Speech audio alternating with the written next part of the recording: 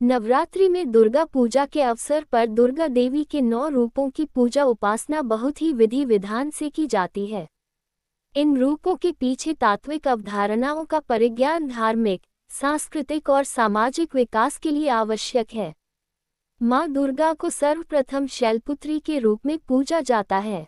शारदीय नवरात्र का पर्व बहुत ही पावन माना जाता है। यह माँ दुर्गा को समर्पित है।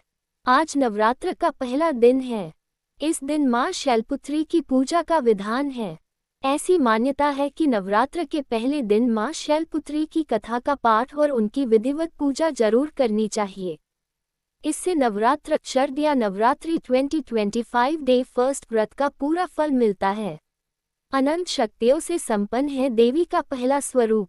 वंदे वांछित लाभाय चंद्रार्धकृत शेखराम वृषारूढ़ा शूलधरा शैलपुत्री यशस्विनीम। नवरात्रि में दुर्गा पूजा के अवसर पर दुर्गा देवी के 9 रूपों की पूजा उपासना बहुत ही विधि विधान से की जाती है। इन रूपों के पीछे तात्विक अवधारणाओं का परिज्ञान धार्मिक, सांस्कृतिक और सामाजिक विकास के लिए आवश्यक है। आइए जानते हैं माँ शैलपुत्री के बारे में। माँ दुर्गा को सर्वप्रथम शैलपुत्री के रूप में पूजा जाता है। हिमालय के वहाँ पुत्री के रूप में जन्म लेने के कारण उनका नामकरण हुआ शैलपुत्री। इनका वाहन वृषभ है, इसलिए ये देवी वृषारूढ़ा के नाम से भी जानी जाती है। इस देवी ने दाएं हाथ में त्रिशूल धारण कर रखा है और बाएं हाथ में कमल सुशोभित है। यही देवी प्रथम दुर्गा हैं। ये ही सती के नाम से भी जानी जाती हैं। उनकी एक मार्मिक कहानी है। एक बार जब प्रजापति ने यज्ञ किया तो इसमें सारे देवताओं को निमंत्रित किया, भगवान शंकर को नहीं।